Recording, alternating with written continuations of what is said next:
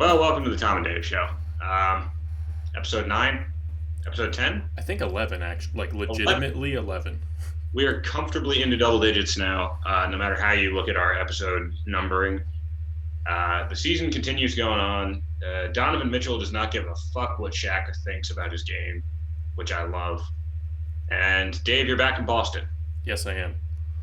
Happy to be back. I was just telling you, Tom, I have a new setup here. I have a new desk, new external monitor, new desk chair. I am feeling very liberated right now. It's exciting. I'm happy for you. It's the mobility I have in my room is it's unprecedented. Exciting things for Dave Shekel. He's adding things to his podcasting game. Yeah. We're seeing you mature as a player. So today we wanted to just kind of figure out a way to talk about the season so far. So we thought we'd just both come up with a few observations about teams, players, anything really, to talk about. We have not told each other what we're going to talk about, so there's a little surprise element here too, which is fun. Yeah. Tom, before you start talking about any of your observations, how did you go about picking these? Picking my observations? Yeah. So I was watching basketball, as I'm one to do, and it was. I think we've talked about how doing this show has kind of directed us more when we're watching games, as opposed to being just well, there's let's just watch the flow of the we have certain things we're looking out for more, and so it's kind of trying to see what pops out at me that isn't something I'm already looking for. I don't know, where you look up and it's you know what, Montrezl Harrell has scored the last 3 times down the court because they've gotten him on guard. That's a preview for one of my observations. But yeah, so it's just something where it was you know what? I didn't tune into this game looking for that, but as I've sat here watching it, this continues to be something that I'm seeing on a possession by possession basis. That's really interesting. How did you pick? I wouldn't say I did the exact same thing, but similar were things I was looking for that we've kind of talked about on this show. But I also was. You'll see a theme here of some players and teams that I think might have been unfairly maligned and who are all performing well. Basketball. I'll say it first. My basketball experience for this season has not been great because of how depressing the Heat have been playing. So to make up for that, today all 3 of my observations are positive. So what you're saying is all 3 of your observations are not Heat observations. You're right. A team we are making a point to not talk about on this. We're not going to talk about it. We're not going to talk about them. We're not going to talk about the fact that they're underperforming. Well, I'm not going to get into it, but I won't. No, we're intentionally avoiding discussion of the fact that the Miami Heat are currently under 500, multiple games behind the New York Knicks, and out of a playoff spot. We're not going to talk about it. This is true, but I will just like to add for the fans at home, and for anyone who is trying to pay close attention to basketball this year, I would really like to go into the numbers on this, but I'm not sure if there's been a team more impacted by the COVID stuff and the protocols and players having to sit out for those things than the Heat. Okay. Well, who's missed games on that team? What'd you say?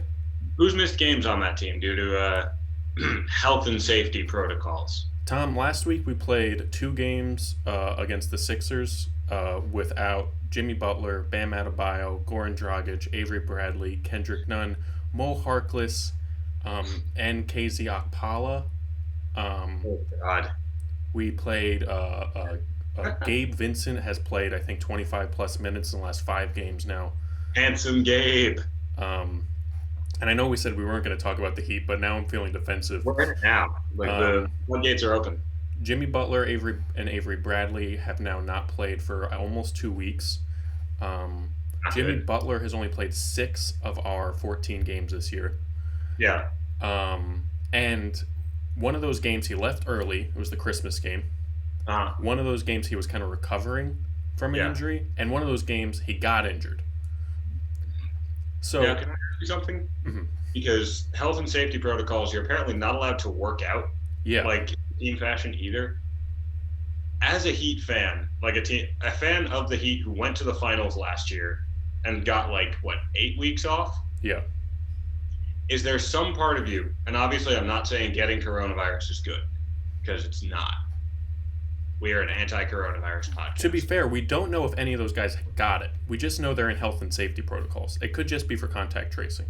and that's an ambiguous enough term that Yeah, like I think the NBA named it health and safety protocols to kind of like hand wave away the COVID part of it to be like, it's health and safety. It could be anything. yeah. Um, but is there some part of you that's like, you know what? Jimmy's getting some rest because of this. Like, we don't know if he had COVID, Hmm. but he's getting what, like 2 weeks of this, or a week plus at this point of rest. Yeah, Management. he's getting a lot of rest, and I'll be honest with the injury problems, the COVID problems that we've had, and the general inconsistency that started the year Yeah. with like just some new rotation pieces we didn't know how to figure out yet. The fact that we're 6-8, I've sort of turned myself around and I'm like, we could theoretically be like 3-11 right now. You'd be a lot worse than 6-8 at this point. So Yeah. 6-8 with the inconsistencies we had and the absurd amount of players missing games, and the absurd amount of minutes that guys like Gabe Vincent, Max Struess Struce. are getting, who after one good game from both of them have really fallen back down to earth of why Yeah. they are 15th men. um, and yeah, so that's all I'll say on the Heat. I actually feel okay about them just because we've barely seen the team. In the games that the full team has played, we're 3-1. So I'm gonna hold on to that, and just hope that we can roll off a 6 or 7 game win streak when everyone's back, and then we're back in business. I like it. I like that line of thinking. And like, I don't know. I think this season's going to be, believe it or not, this season will probably be weird Yeah, in some ways. But like, I do think it's going to be a season where like you could see like a 7 seed winning a round 1 matchup just because it's like, oh yeah, like I don't know. The Heat had Jimmy Butler out for most of the year because of health and safety protocols. Now all of a sudden they're facing like the Sixers, who were weirdly healthy and good all year, and it's a winnable series for them because everyone's back. yeah, Like we saw it with Portland last year as an 8th seed against like a buzzsaw Lakers team, where it was like, oh, okay, yeah, like Portland had a lot of injuries this year, but when you get into a series at full strength, all of a sudden, like they're better than an 8th seed. oh yeah. So I don't think we're a 7-game win streak away from being in the playoff picture is a necessarily bad place to be right now. Yeah, I mean, even in the playoff picture, we're only like a 3-game win streak away from it because of, or a 2-game win streak away, because there's like so few teams in the East right now that are even above 500. So it's not Yeah. even that worrisome in that sense. But yeah, I do think some Heat fans are being a little apocalyptic with some of this.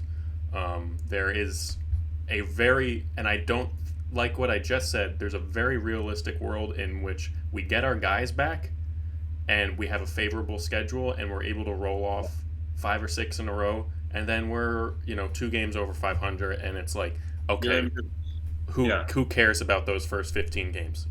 Were we ever worried? Yeah. I will say though that the next 4 games for the Heat are 2 against Brooklyn, 1 against the Clippers, and 1 against Denver. So it might be looking at a 4-game losing streak here, but It could be rough for them for a bit. on to our observations. Tom, what was your first observation? My first observation is that I like Montrezl Harrell playing next to AD and LeBron. Yeah. Like I think that's been kind of a boogeyman rotationally for them for a lot of this year. Like I know Zach Lowe has made a huge deal of like, I don't know where Montrezl Harrell fits on this team. Like I don't think you can play him alongside their best players.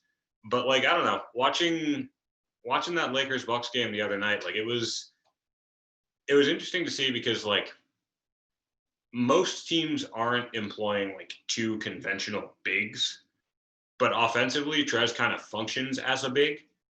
And so like the Bucks would draw Brook out to the 3-point line, and the Lakers would basically buy possessions with AD as just like a spot up wing 3 spot. and then be like, all right, yeah, now we'll just run a post up for Montrez because he's got a guard on him. Like there were times where it was like Montrez is posting up Pat Connaughton. And so like I think it's like kind of an unconventional, like we can buy some rest for AD and LeBron here without actually like pushing them to the bench.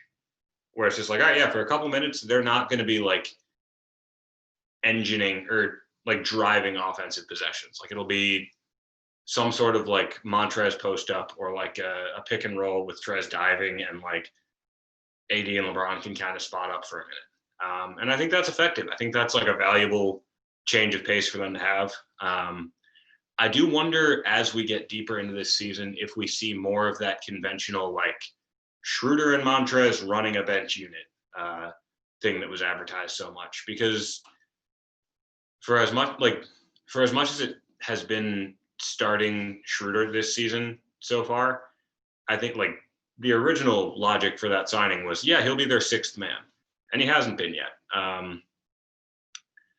So I think I wonder if as we get deeper into the season, it'll be more of if we'll get more of like what the Lakers rotation is going to be in a playoff series, as opposed to right now being we're starting Schroeder, Trez comes off the bench, and we never really get like that full bench unit.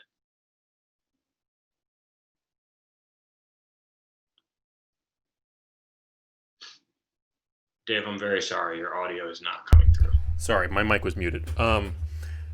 Yeah, I've noticed that too. That's a good observation. I think, we're always there's gonna be a time, there's gonna be games where Montrez does get killed on defense. That's inevitable. Yeah. I think about a little sneak preview to one of my observations. But if you play a team that is pick and roll heavy, for example, like the Jazz, Clarkson, Mitchell, Conley could kill Trez off the dribble if they get him caught in a bunch of pick and rolls in a row. Team like that could be a problem for him. What'd you say?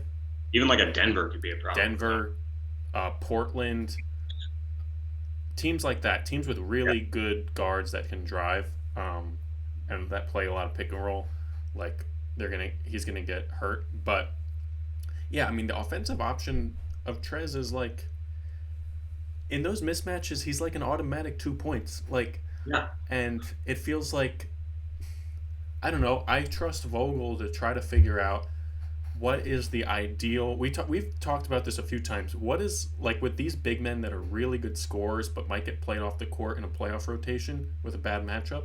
You have to find like the perfect balance of like what's the most we can get from them on offense without getting killed on defense, and probably just like when are you +2 or +4 before you end up being -10 with him out there. And I trust Vogel to try to figure that out. Especially because, like, I don't know, like there's a world where Trez is realistically their third big, and so like if you get into a playoff series with him, you could almost look at it as like, whatever positive minutes he gives us are kind of just house money, because like we know we can fall back and say, all right, we'll play Gasol and AD down the stretch, or we'll just play AD and no other big down the stretch, which I think we might actually wind up seeing a bit more of this season going forward. But I think like if any team is going to be able to find the exact right balance of how much Montrez can we run, it would be the Lakers. Yeah, I mean, I think like you mentioned that thing about AD, like that was kind of something that they did do last year, where Vogel did this whole, too big experiment all year. We're going to do Davis with Dwight and Davis with JaVale. Almost as if he was hiding this just Davis at the 5 situation. And then you go to the Rockets series where Rockets are playing smaller. JaVale and Dwight are kind of unplayable. And then you lose that first game, and then immediately Vogel goes to Davis at the 5, and then they just kill him for 4 straight games. It's like Robert Covington at the 5. That's cute.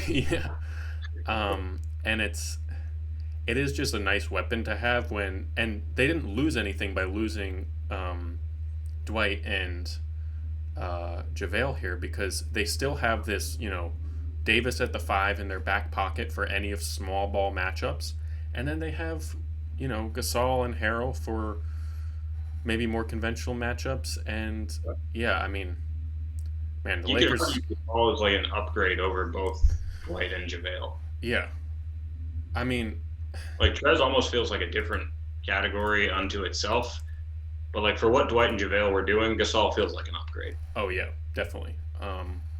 And I mean, just bigger points on this Lakers team. I mean, this team feels like they're kind of coasting, and they're 12-4.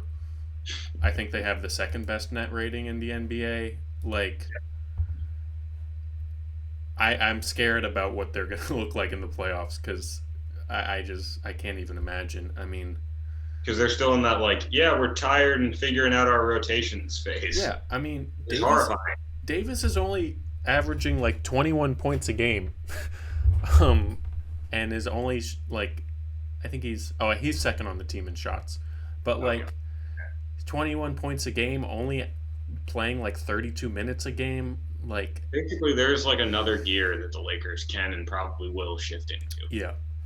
You mentioned that thing about, I'm just curious, with Schroeder moving to the bench in some situation. Do you think it would be more like maybe they start Schroeder, but maybe he Yeah. comes out after 5 minutes and then comes back at the beginning of the second quarter, plays with the bench, or a literal he is coming off the bench situation?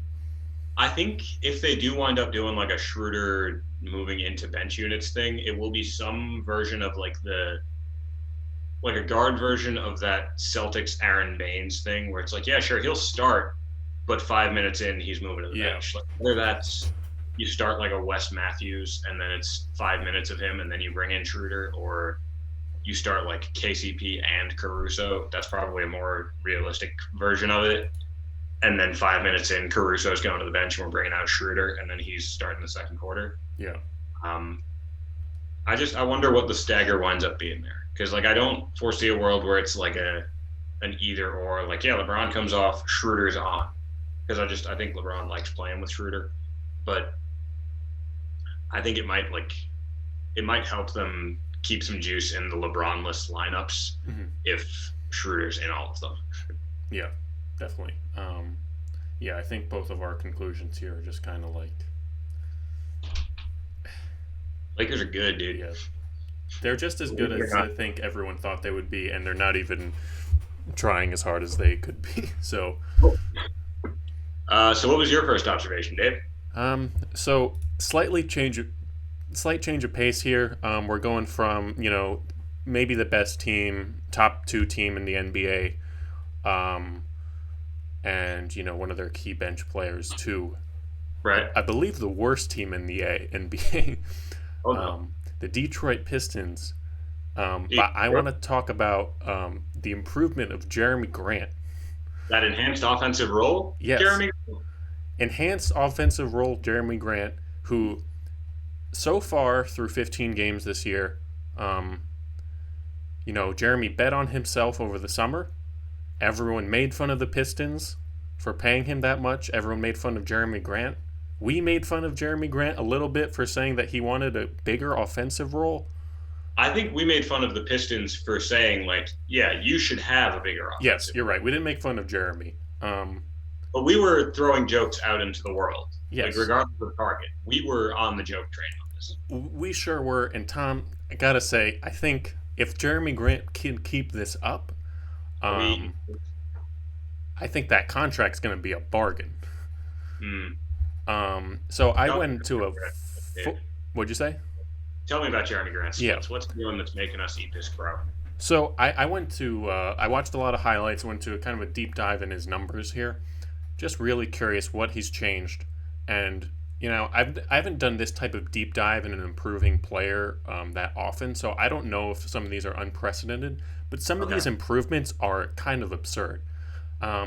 So just like counting stats stuff, obviously he's playing a lot more. He's playing 10 minutes more a game. He's averaging 13 more points, a few more rebounds, a few more assists.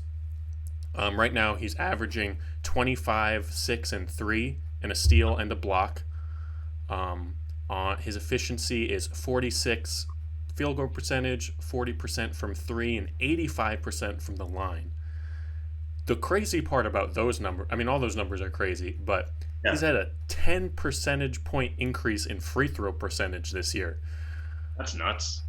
which is very odd. I have no idea if that's sustainable. Yeah. Also, yeah, I don't know how much of this is sustainable, but there's a lot going on here. Um, some of the some interesting things here. He's playing the three more than ever in his career. That Um, feels weird. Yeah. uh, it does feel weird, but then you think about that Pistons lineup that we've joked about a lot. It makes sense. They have a lot of fours and they have a lot of fives. Yeah. So naturally, Grant gets slid into the three. Last year, just to contextualize those numbers, last year he played 83% of his minutes at the four. This year he's only playing 39. Um, his shot distribution so far is looking pretty similar. He's just taking more from like every part of the court. Um, but here are some crazy numbers. Tom, I want you to guess last year how many of his 3-point attempts were assisted. I'm gonna guess like, is this a percentage answer? Yeah, I'm gonna guess like 81% or something. you're not going to believe this. I didn't believe it when I saw it. Did I It go the was entire wrong direction on this? Was it actually very low? no, it was 100%. I didn't know that was possible. Jeremy Grant did not create a shot for himself at all last season. Yeah, his career average is 98%. And this year it's not that much lower, but it's at 87, which means that he is taking way more threes that he is creating himself. He's taking way more off the dribble threes. He's Um, also been in the league for like quite a few years, so like he probably has multiple 100% seasons in oh this. no, that's the crazy. I mean, every year he's in the 95 or above. Yeah. Last year was the only time that was 100, which I just thought was kind of absurd. That Um, is, like we don't see 100% much in Yeah. basketball. That's, His and sorry, getting kind of bogged down in the numbers here, but there's just so much good stuff. His career 2-point assist percentage, so just any 2-point shots, especially last year, in the Nuggets, Grant got most of his points, 2 points, uh, you know, running, cutting, yeah, yeah. putbacks, offensive rebounds, things like that. Last year it was 77%. This year it's only 57%. Um, Huh. and So he's got the ball in his hands more. yeah, he's got the ball in his hands way more. This one was pretty hilarious too. He is averaging 4 times more pull-up shots a game this year.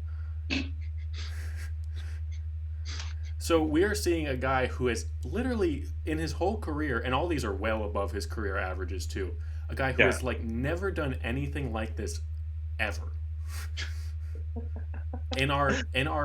In like his last 6 years of the NBA. He's been here for a while. It Yeah. might be 7 years. I'd have to double check. This is not like a year three leap though. And he's also last year he averaged 0.71 dribbles per touch. This year he's averaging 1.5. This is a guy who, you know what this really made me think? Yeah. How many role players are there in the NBA that have this in them? That actually have this, like, okay, they have this skill set that we didn't even know about. I watched the Pistons play. One of the reasons I talked about this, I watched the Pistons play the Heat twice this week. Jeremy Grant is their go-to option. Yeah. He's really making up for the. I mean, the Pistons are still bad, but he's really making up for the horrible season that Blake Griffin's having so far. Right. And Grant is just scoring from all three levels. He's a consistent 3-point shooter. He's got a nice mid-range game now. He is still just as athletic as ever, and got got a lot of points on like back cuts and like backdoor dunks, things like that. And their net rating with him on the court is plus 16. Problem is that they are minus 16 with him off the court. So it's really just like if he's there, they're gonna stay in a game. The Pistons go exactly as far as Jeremy Grant takes them. Yeah, and I think this is exactly what Grant wanted, and I just think after a summer of I mean, it wasn't the summer, a fall free agency period of so much Jeremy Grant slander, so much like, what are the Pistons doing giving him this contract? We have seen a guy who has like unlocked a million different levels of his game. Yeah. And yeah, he's on a bad team. And he's kind of giving the reins of the offense at this point. But I still think this is really impressive. I'm very happy for Jeremy. If he keeps this up, like I said, I think $20 million a year is going to be a bargain for him, especially if he keeps up those efficiency numbers. Yeah. And on top of that, Grant's a exceptional like off-ball help defender, and that's not going anywhere. Like he hasn't gotten a lot worse at that. Yeah. So, yeah, I mean, yeah, just all positive things to say about Jeremy Grant here. Really happy for how well he's playing. And, you see a lot of instances of NBA players betting on themselves and it not working out. And here's an example of him. It is working out for him. Yeah. Maybe there's probably a part of him that wishes he was on a better team. But I think this is impressive. I mean, the Pistons are a bizarre team. They are absolutely a few veterans and then a bunch of 20-year-olds. Yeah, no middle ground there. Yeah, no middle ground, and lots of guys who can't shoot. It's a very odd team. I say that despite the fact that the Heat did split the series with them, which was a bit disappointing. But that was my first observation. I just really liking what Jeremy Grant's doing, and some of those numbers are just kind of ridiculous. That is shocking. But I don't know. It does kind of shine a light on how much context dictates what these players do. Last year, Jeremy Grant was purely not 3-and-D, but definitely peripheral offense and D guy. Yeah. Whether that's screen and dive or just stand in the corner. Yeah, stand in the corner, get some open threes. If Jokic is at the high post, cut in from the corner, try to get a dunk. That was pretty much how he scored last year. Oh yeah, there were not a lot of plays called for Jeremy Grant. No, there are none, and I just find it amazing that this guy is now dribble and driving to the hoop and made some turnaround jumpers against the Heat. Again, the biggest thing here for me was obviously there's no way to know this, but who else in this league is actually being very constrained by their role in a way? I'm going to tell you right now, for some reason, the player that came to mind when you asked this was Terrence Ross. Oh, the Magic. Because every time you watch the Magic, he's the one player that's actually getting his own shot, creating things in a half-court setting. Some part of my mind is you put Terrence Ross on a bad enough team, he's scoring 20 points a night easy. Oh, I could definitely see that. Terrence Ross is one of those guys that I feel like almost every NBA Twitter community that isn't the Magic always they all every time they play the Magic they're just what Terrence Ross just turns into I don't know what would be a good comp for him, but this automatic scorer. Yeah. In so many games, he kills the Heat.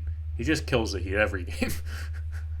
I think it's because the Magic are usually bad enough in a half court setting that anytime one of them does a competent thing, it's wait, who the hell is this guy? Fun thing here, Tom. Do you want to guess how long Terrence Ross has been on the Magic? I'm gonna guess 6 years. Okay, you're close. It's 5. I thought it was less than that. I didn't realize. He's been there for a long time. Yeah, he was in. I forget what trade sent him there. Let me see. This isn't that. Was he in that big 6-team deal? Oh, he was how the Raptors got Ibaka. Really? Yeah, traded by the Toronto Raptors with a 2017 pick. Magic was a free agent, didn't he? Yes, the very memorable Serge Ibaka Magic tenure.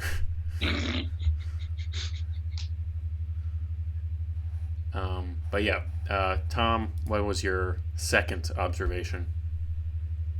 Yeah, my second observation was just that, like, okay, so I think that we are in the wake of the James Harden trade.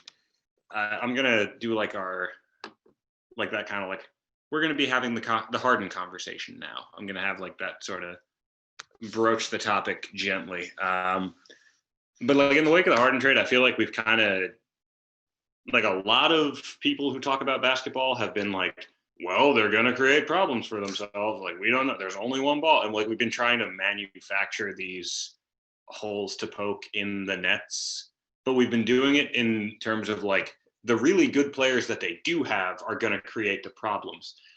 I don't think those are the problems we need to be talking about, but I do think there is a problem we need to be talking about. And I think it's that like the interior defense of this team is gonna be bad.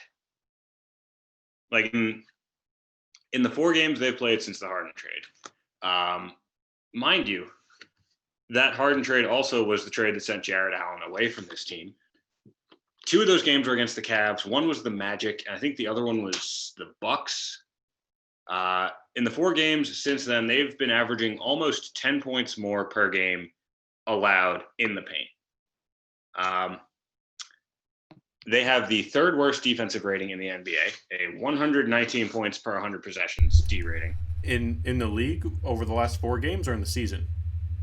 Since those 4 games. Okay. In those 4 games, they have a 119 defensive rating.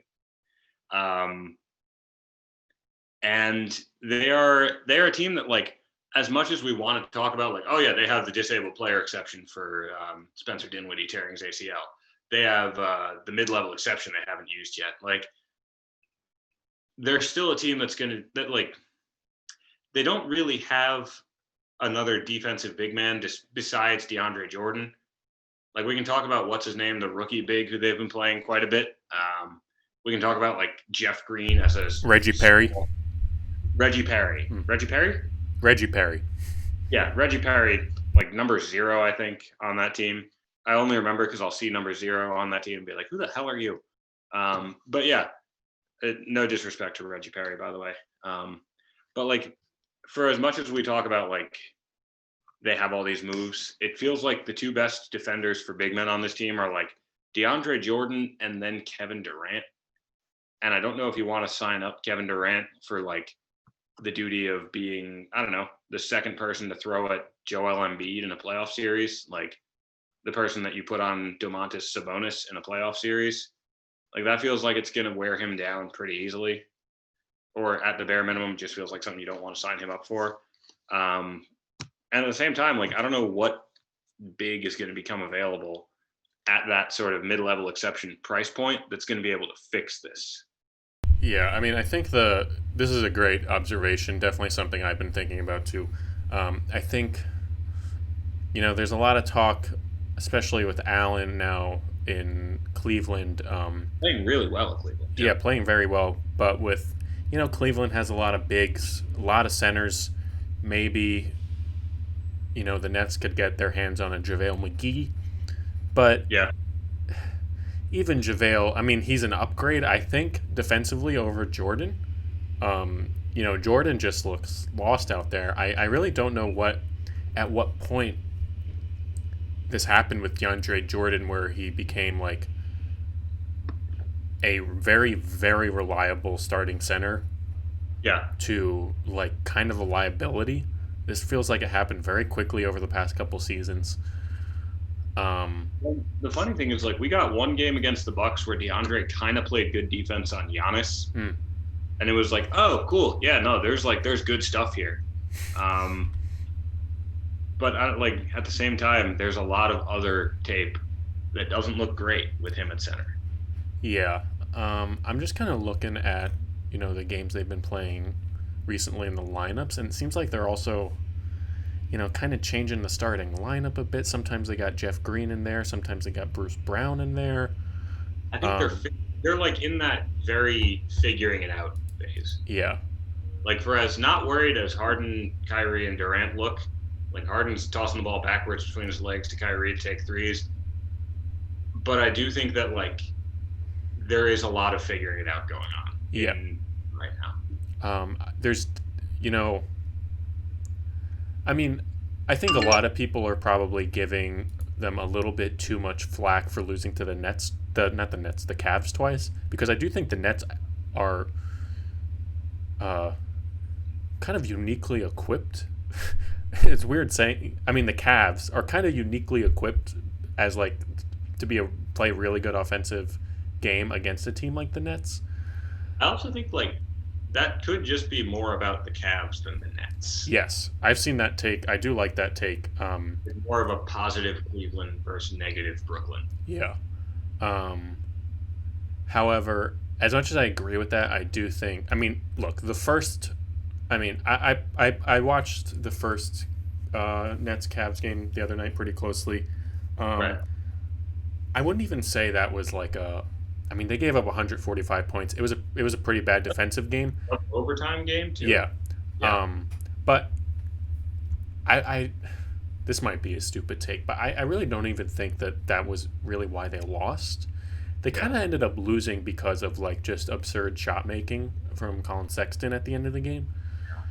And he made a three while being guarded by Durant. Like it wasn't like they had Joe Harris out there on him, and not to slander him, he's actually not that bad of a defender, but like Bringing it over like damn near 7 foot Kevin Durant is different. yeah, and I don't know. I think, but you make a good point about specifically the points in the paint thing, because I mean Cleveland doesn't have like some dominant paint scorer.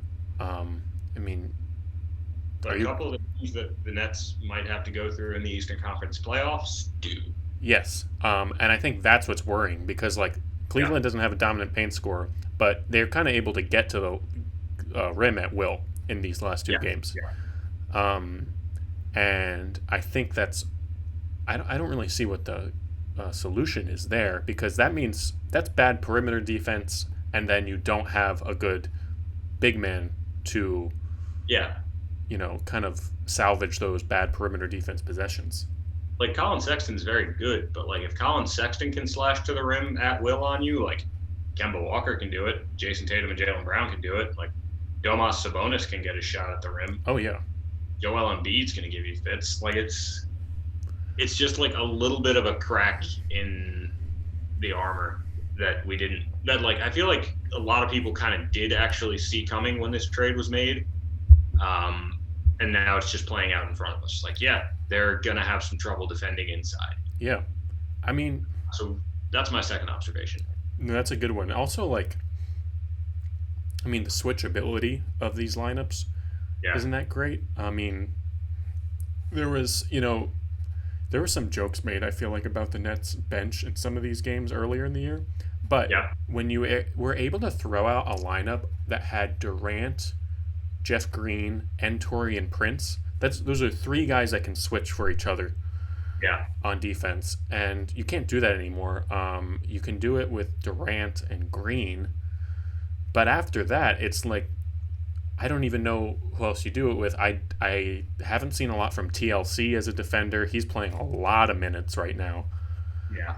Um, Like is Shamit your next most switchable guy at that point? Is Joe Harris your next most switchable guy? yeah, Do you feel good about listing either of them in the top three of anything defensively for your team? it's funny. I honestly think the next guy might be Harden, just because like at least Harden has the size and strength. There's been much said about Harden's defense, but the one good thing There's been a lot said about his size, which to be fair, there has. there has been a lot of that too. But the one good thing that has been a consistent good thing about his defense ever since he sort of got a little bit better is he's a pretty good post defender when like a perimeter player is like backing him down, because he's very, very strong. And that makes me think like maybe he could do okay on like I don't know, a Jaylen Brown. I don't. That's I don't even feel good about saying that. No. I mean, when they are playing, when they've been playing recently, I mean, Yeah. I don't even know how many guys like the players we trust thing that we did a lot during our season preview. Oh yeah. So after the starting lineup, well, I mean, I'm not even sure we even trust DeAndre Jordan. Yeah, like they might not get out of their top 5 before we're at the "do we trust you" point. Yeah, Jeff Green oddly trusting right now. Yeah, I He's kind of trust Jeff Green. he's gonna flip at some point, I'm sure, but Yes. he's also probably gonna have a 25-point playoff game where everyone's like, Yeah. "Whoa!"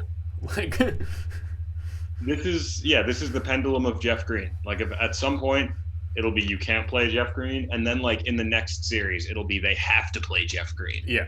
And then And the that's guy, the roller coaster you ride. yeah, and then the guys you're worried about are like, I don't know, Shamit's not making his three. He's not very valuable out there. No. Reggie Perry, I don't really think I can say enough. Like, I don't know him enough yet. Yeah, Reggie Perry seems to be playing more out of necessity than Yeah, like actual we want to play Reggie right now. they just have like no wings anymore. They have a lot of guards. Like, Yeah. because like you have the other guys at the end of their bench are Chris Chioza and Tyler Johnson, who are just more guards. I mean, and I don't know. I don't. Yeah, yeah. I mean, I think this ultimately ended up being about the Nets' defense in general, and yeah, it's concerning. However, not to bring it back around to the Heat again, but I am very annoyed that the Heat now have to play the Nets tonight, right after the Nets just got killed by the Cavs twice in a row and are probably extra motivated to prove people wrong that they're actually good. You're playing an angry Nets team, and the Nets did not need to bring fury into this matchup with the Heat. Yeah. So very frustrated there. But yeah, that was a good one. Any other thoughts on that? Not really. I mean, I think I will obviously throw the hedge that I think we have to throw at every observation we make about the Nets. I'll throw that on this one, which is like, I think we got to wait and see a bit. Like, Yeah. I don't know what big man is going to be available at that mid-level exception price point, but I'm sure the Nets have more of an idea than I do. Yeah. So yeah, I'll wait and see, but right now it's not looking great. Yeah, now I'm trying to think. I mean, uh, this wouldn't even actually. No, he's not middle level exception. Someone that came to mind was like Is Steven. it New York legend Joakim Noah? No. Now they're not going to be able to afford him because of his contract, and I'm not sure the Nets can make any money in a trade right now. Like they've kind of shipped off everyone who was like making in that 8 to 12 million range. Yeah, they are not in a position to absorb much contract. So actually, it's probably pointless to bring up, but I thought like a Steven Adams. Steven Adams would be an interesting like buyout candidate, but I don't think the Pelicans are necessarily looking to buy him out. No, I think they want to make that work. Yeah. Maybe a lot of people are saying Drummond, but I'm not sure what problems he solves. I mean, I think he saw like we've talked about the sort of guy who is a big body rebounding guy on this show where it's just like, yeah, like Steven Adams, for example, like he's big enough that you have to put someone on him. Mm-hmm.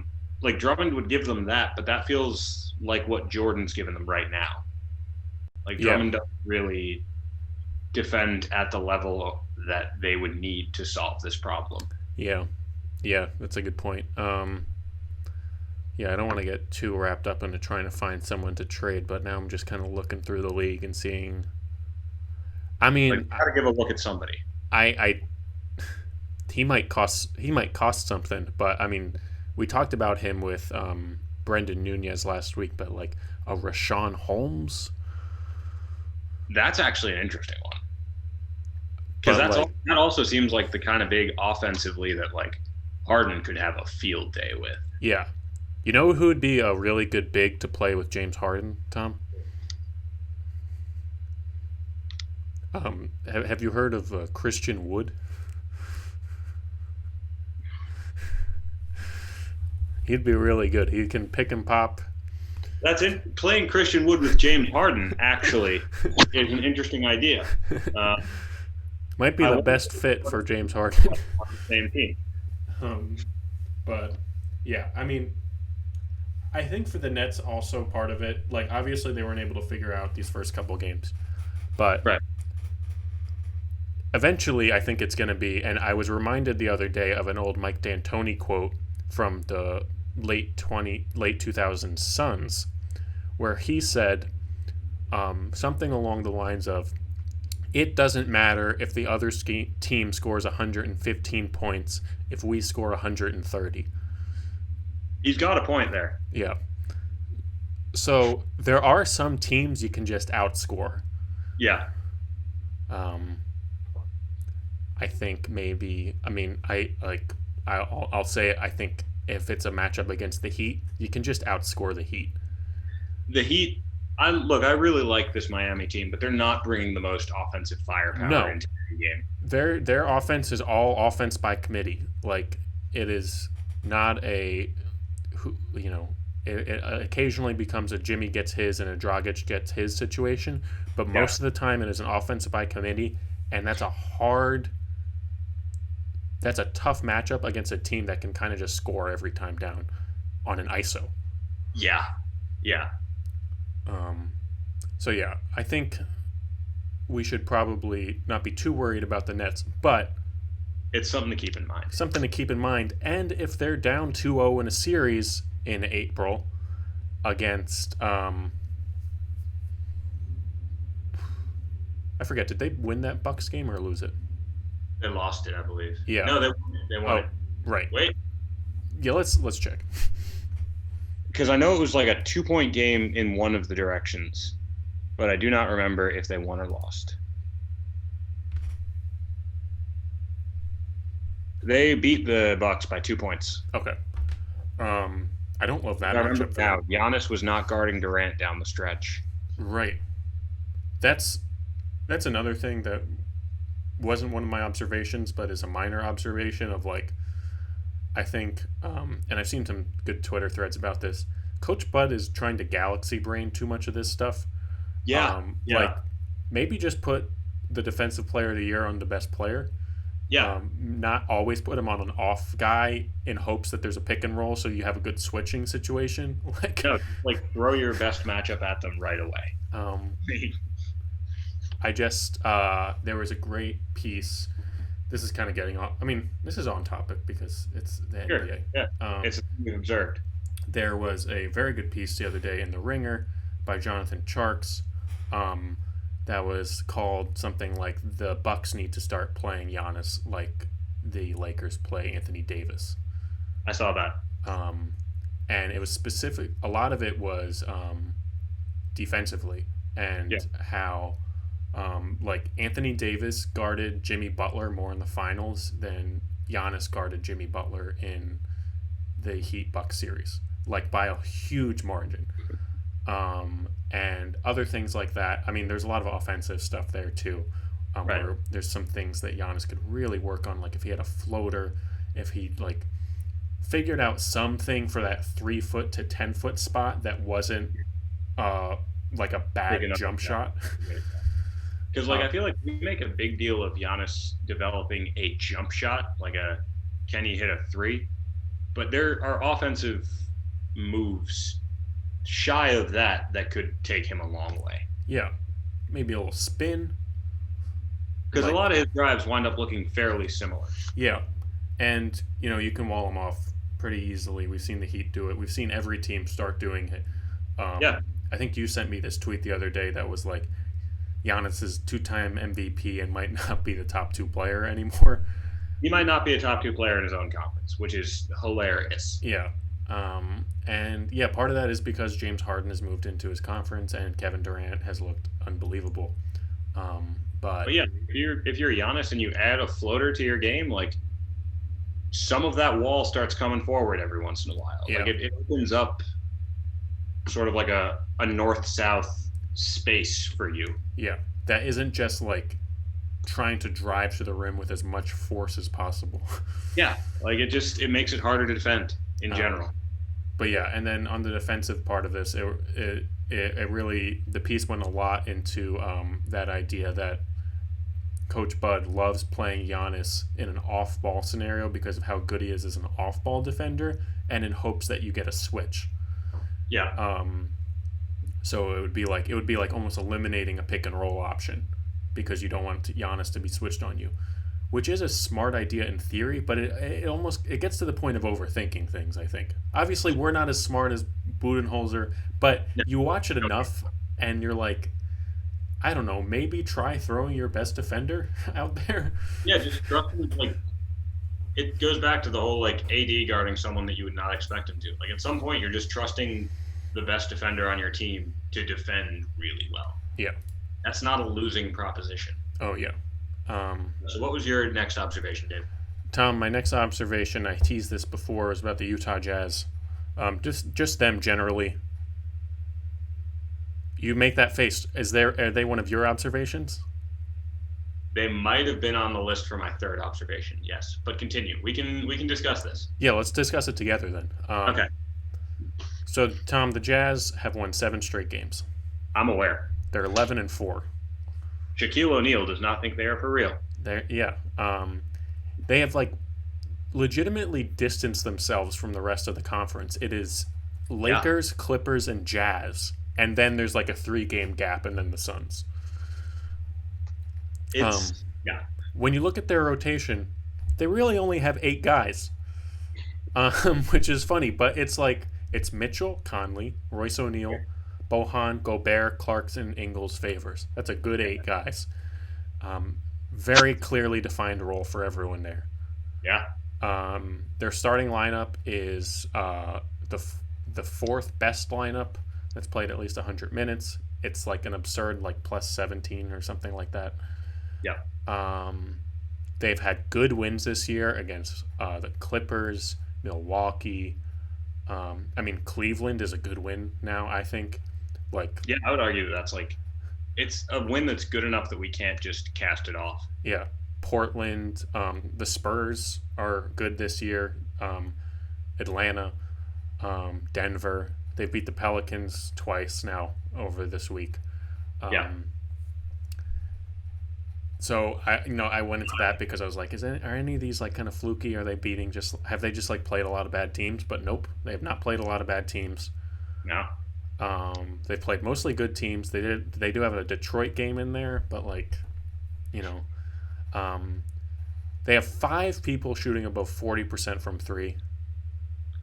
I'm glad you touched on that because my observation with them was also they're every player on that team is taking more than they ever have. I'm looking at their 3-point attempts, the percentage of their shots that are coming from 3 right now. Now, I am not factoring in Rudy Gobert and Derek Favors into this because I think they're the center on a lot of these sets. But Royce O'Neal, Bojan, Ingles, Clarkson, Mitchell, Conley are all averaging or are all hitting career highs in percentage of shots that are being taken from beyond the arc. Yeah. And wow. In a couple of those cases, it's coming at serious cuts from the 10 to 25 foot range. Mm-hmm. Those shots are getting wiped out a lot in the Jazz's offense.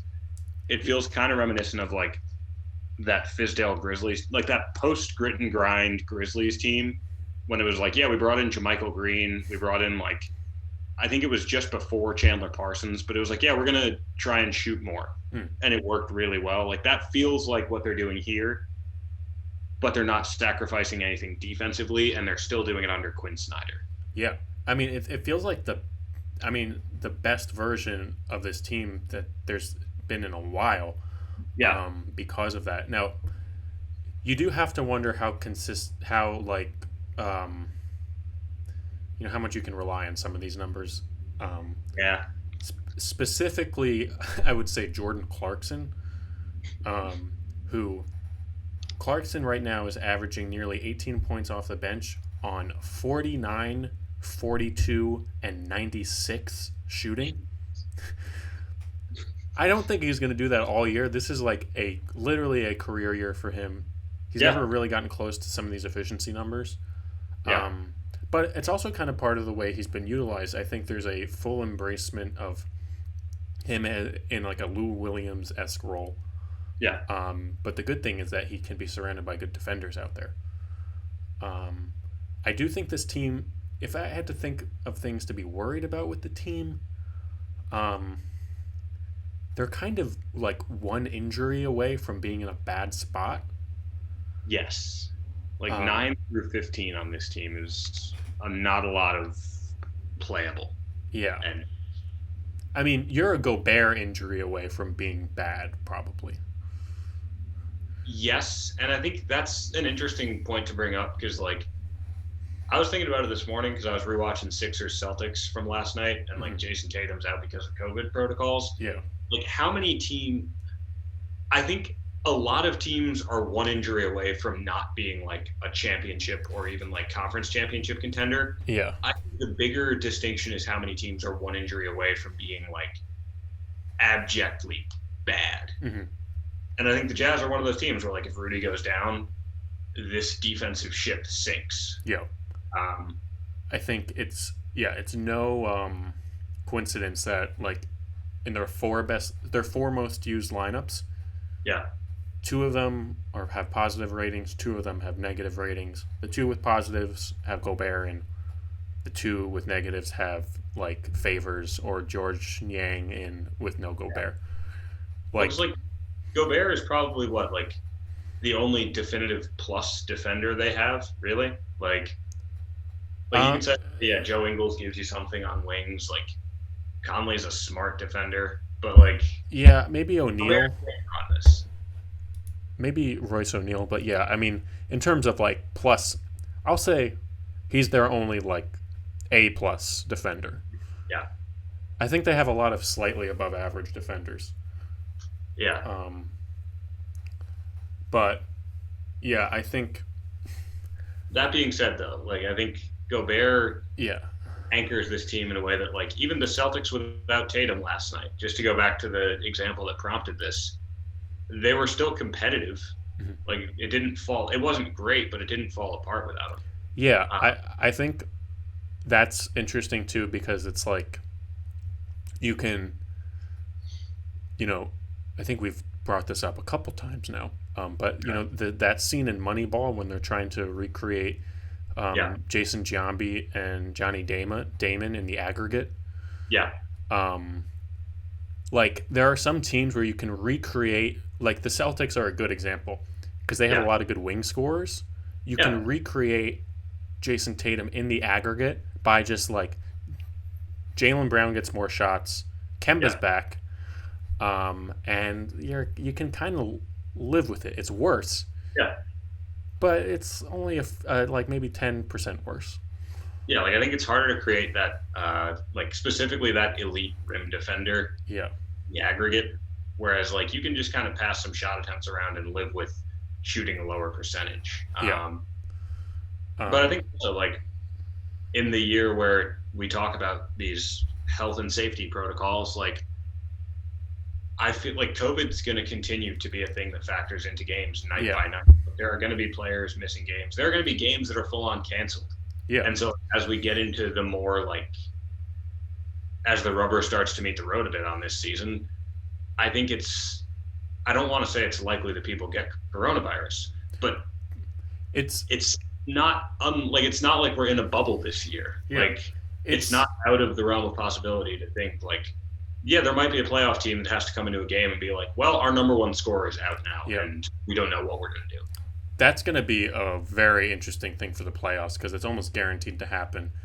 Yeah, You can almost bet on every team to just like having a 2 week period like the Heat have right now, where you just have like yeah, your top like six of your best players out. out. I think every team is going to kind of have something like that. The Sixers already had that. Yeah, The Celtics are kind of going through a mini version of that right now.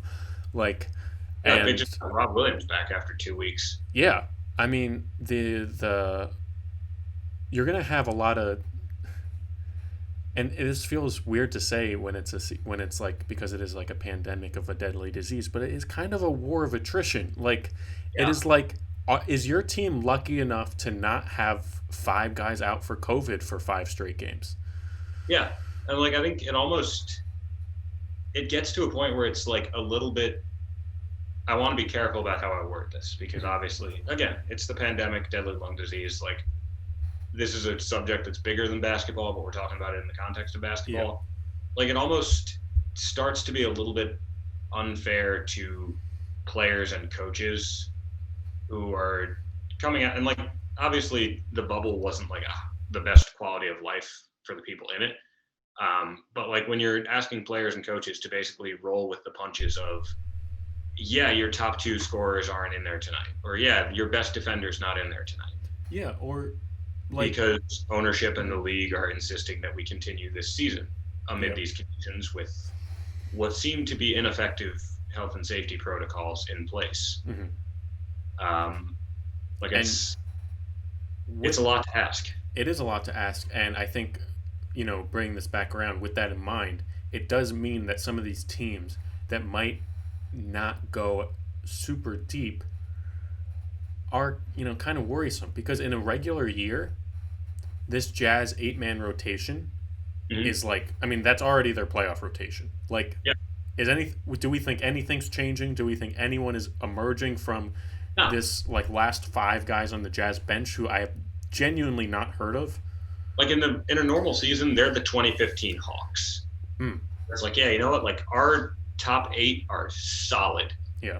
Like it might not be one person playing at an MVP level, but our unit is going to handle shit. Yeah. Um, And actually, I don't know. As we talk about the like sort of inevitability of teams missing guys going forward, I think it winds up as you look to the playoffs, it like being best equipped to handle that almost becomes a question of like who has just the most peak talent yeah. here.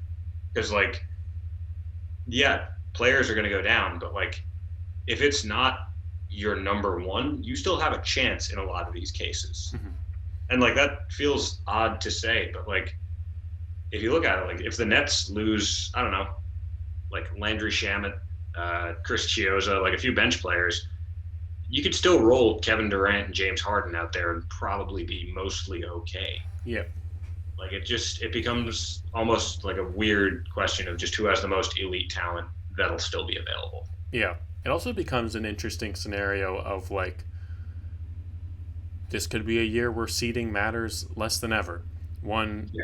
Yeah. because a team could be so poorly hit by COVID, and injuries that they are the seventh seed.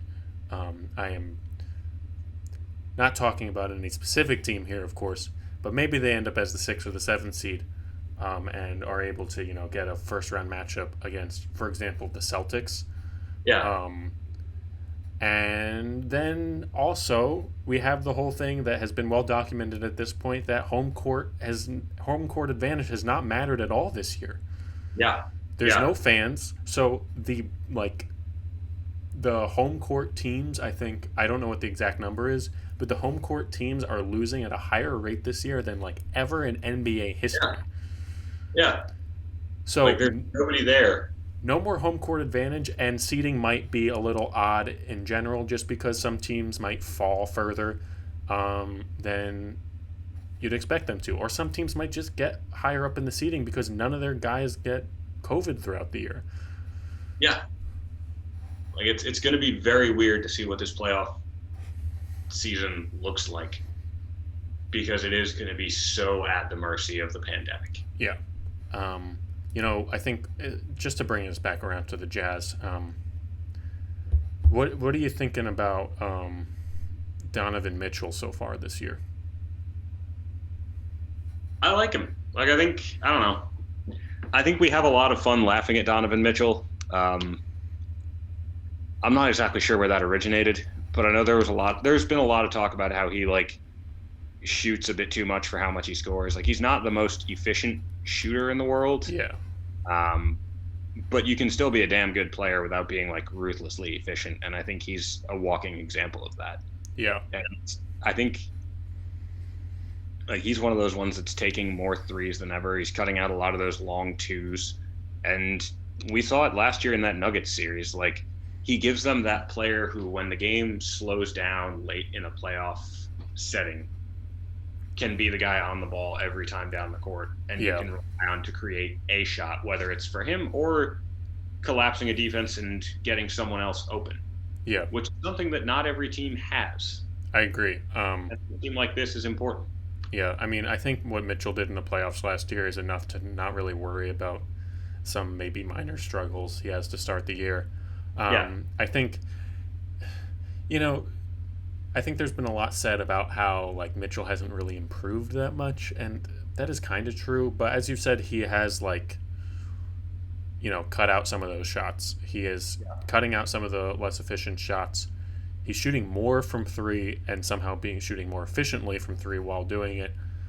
And I don't think anyone should bring up like assist numbers or anything, because if you watch the Jazz, like everyone's getting a couple assists every night. That's just the way they play. Yeah. They don't play with like a constant lead ball handler. It's just like I Not was like looking. a Paul Sun situation. Yeah, I was looking this up. They are so I mean, I'm pretty sure this is how they've been the last few years. They're second most in pick and roll possessions in the league. Not surprising. Fifth in handoffs and sixth in off ball screens. And you watch them play, and it is just like we're gonna keep passing it, keep cutting until we find the best shot. It's very reminiscent of like the way the Heat were playing in the playoffs when they were really on fire. I think Snyder and Spo were run like somewhat similar types of offenses, despite the Heat play a little less pick and roll. Yeah. But with the handoffs, the off-ball screens, and the cutting, I think they're kind of analogous in that way. And so that's why I don't think those assist numbers should be worrying, because no one's getting a lot of assists in the team. No, yeah, it's like individual assist totals are not what you need to be looking at with this team in this system. I will say one slightly concerning thing. Obviously, these numbers are a little skewed. It's the early season. You don't want to read too much into them. But the best on-off numbers on the team, Tom, do you want to guess who the two players are? Best on-off numbers on the Jazz. Yeah. I'm going to guess one of them has to be Rudy, right? Yes. Rudy's second. Is the first Royce? No. Is it?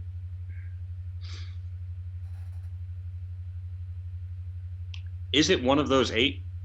It is one of those 8. Okay, I'm going to guess it's Jordan Clarkson then. No, it's Mike Conley. Huh. I thought it was Okay. very surprising. So far, on-off numbers, Mike Conley's at plus 21. Gobert's at plus 16.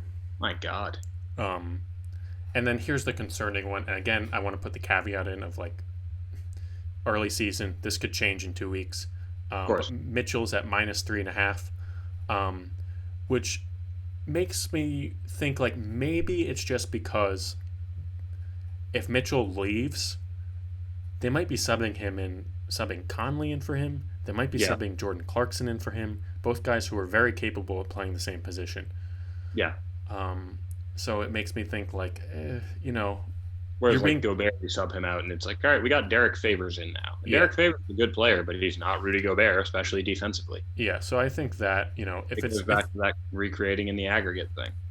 so if he is at this at the end of the season, I'd be a little bit concerned. Yeah. But I'm not that worried right now. I think the only thing I'm worried about with this team are these 3-point percentages. That feels like something that could come crashing down to earth Yeah. relatively quickly. Especially Conley. Conley was really bad last year from 3. Yeah, Mike Conley had a down year last year from everywhere. Really. Yeah. So maybe it makes sense that he's kind of coming back to earth this year. Right. But I mean, I don't know. Last year I thought like, okay, he's just, Mike Conley's getting old, Yeah. I should say he didn't have that bad of a year. He actually shot 37%. I think it was just the first half of the year where he was shooting like 20%. But yeah, Jazz look great. They are literally like one of the 5 best teams in the league right now. Yeah. And it's pretty much I want to say this is one of the teams we were kind of on with our predictions. Yes and no. Um, Did we say something negative? I think I thought they were gonna I thought they had kind of stagnated Oh, true. Yeah. out a bit. Like I thought we had seen the best version of this core of the Jazz that we were gonna see. Yeah. So I'll put my hand up and be like, yeah, you know what? I did not see this coming. But to their credit, like they've kind of tweaked a little bit how they're playing, and it's working really well. Yeah. Yeah. I mean, But at the same time, we did kind of call like one team from that Denver, Portland, Utah. Why am I blanking on like the fourth team that was in that class of team? Denver, Dallas? Portland. Yeah, like Denver, Portland, Utah, Dallas. One of them was gonna kind of nudge out in front of the pack a bit, and right now it's Utah. Yeah. And it's the consistency. All right, we're back. Final observation now. Sort of a theme of my picks today was definitely like some players and teams I thought maybe over the offseason didn't get some of the love that they deserved, or maybe got a little chip on their shoulder and have proven a lot of the haters wrong, as you might say. Tom, today I'm this last pick I'm talking about Gordon Hayward. Tell me about him, because I have not watched enough Gordon Hayward. So Gordon is averaging more points than he has in his entire career. He's averaging 23 points a game, 5 boards, 4 assists. His efficiency numbers are a real 50-40-90 right now, which are numbers he has. He's kind of hit the 50% field goal mark a couple times. Right. 40% on 3 more rarely. He's generally an low 80s free throw shooter. But this year he's in the 90s. He has pretty much given the keys to this Charlotte offense, and has an interesting situation with him and LaMelo there, where LaMelo gets the keys when he's in, but even more recently LaMelo has I don't know, I feel like the train on LaMelo just keeps starting and stopping. It's a constantly evolving situation of LaMelo's going to be awesome, or LaMelo has a lot to work on. Yeah. Which has ultimately resulted in LaMelo's inconsistent because he's 19 years old. Yeah. I think I believe they played last night or the night before. LaMelo only played 22 minutes in the second half, causing some causes for concern about whether Coach James Borrego really trusts him in important minutes anymore. But besides that, we have Gordon Hayward averaging the best numbers he has pretty much in his whole career,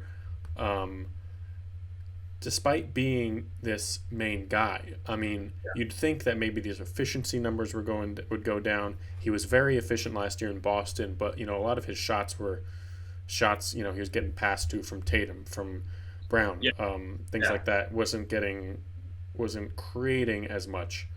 In terms of the creating, just wanted to get this up. This is interesting because I think you'd expect that, and this kind of goes against what I was just saying, so let's cut that out. But you see Hayward on this Charlotte team, and you'd think that he is initiating the offense, he is driving, he is setting up pick and rolls, he is creating his own shots, and he is. But you'd be surprised to know his field goal attempts assist percentage. His 3-point attempts, he's getting assisted on 93% of them compared to 83% last year. Huh. And his 2-point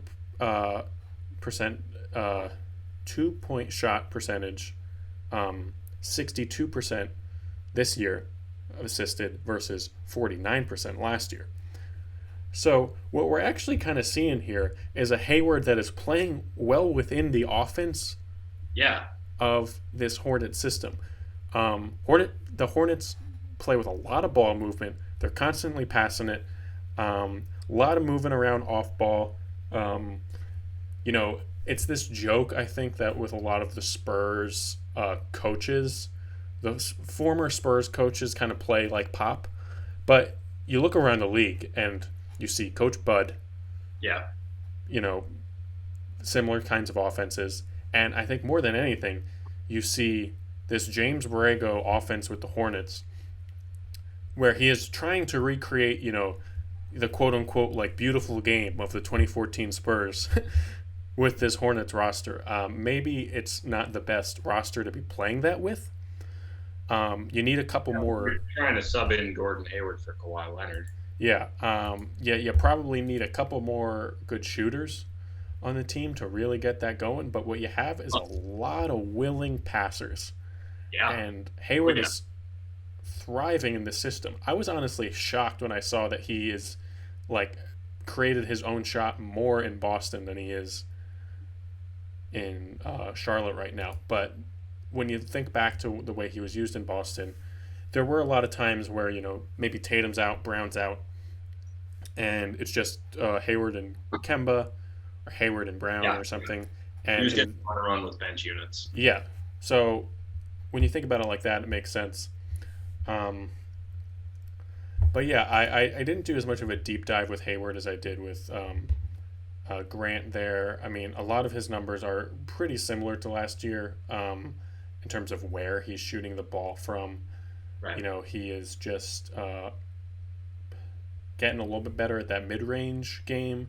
It looks like his field goal percentage on mid range shots was 49% last year. So far this year, it's 56%. So that's a nice little development for him. Um, he is shooting a pretty absurd 63% on corner threes. Good. Kevin Knox numbers. Um, and ultimately has a +3 on off rating on the team. I bring this up again. I'm sorry, this isn't the most in-depth analysis here, but Hayward is another guy who this offseason got a lot of slander for how could Charlotte possibly think Hayward is worth this money. Right. But you look at his numbers in Boston last year, and when he was playing well, he was playing efficient, he was shooting good shots, and he was playing well within himself. And he's doing that again. I mean, he's a smart player, and I don't think he was worthy of that kind of hate over the summer. Again, this is a similar situation to the Pistons and Grant, where like it's not like he's creating a lot of winning for them. Yeah. They're not winning. They're 6-9 right now. Still trying to figure out this weird situation where they have Terry Rozier, Devonte Graham, and LaMelo Ball and Malik Monk. Yeah. That's a crowded backcourt. Yeah, very crowded. You've seen some nice strides, I think, from PJ Washington, Miles Bridges, and I think Cody Zeller is coming back in the next day or two to really kind of round out that lineup. And what you've Well, created, adding Zeller will definitely kick them into high gear. I mean, it's better than a Biombo, I think. That's true. Yeah. Because There's much to joke about the Zeller bros. yeah, I mean, Cody is at least I'd say slightly above average center in this league at this point. Yeah. Um, I like these lineups that they're putting out sometimes when they have Bridges and Washington and Hayward and LaMelo and Biombo. Yeah. Just kind of an absurd level of athleticism and a bunch of willing passers. Yeah. Where you can just kind of do a lot of fun things. And Hayward's kind of making up for the very disappointing year that Devonte Graham's having so far. So I think It's good. there are things to look forward to in Charlotte. You have a guy who, theoretically, I'd have to really look at the forward spot. Theoretically, could be an all-star this year. And yeah, I'm just happy for Hayward that he's kind of figuring it out. Is able to play on a team that's using him to his best strengths, and yeah, I mean, episode we should go through and kind of try and predict who will be the All Stars yes. because it's going to be weird in the East this year. It's very odd. In an off-camera or like in a post-episode discussion a few episodes ago, we were talking about it, and I think we had like Jimmy and Bam kind of penciled in. But at this point in time, like I don't know if you can really pencil them in anymore. Jimmy, you can't pencil in. He's missed too many games. Like, yeah, I think I think Jimmy will figure it out once he gets back. And I think a Jimmy Butler who's had to sit on the sidelines. I mean, he's not on the sidelines, but who's had to watch this team play very poorly for the last 2 weeks, is going to come back very aggressive. But yeah, he's missed too many games. Bam, hard to say. Yeah, he's kind of.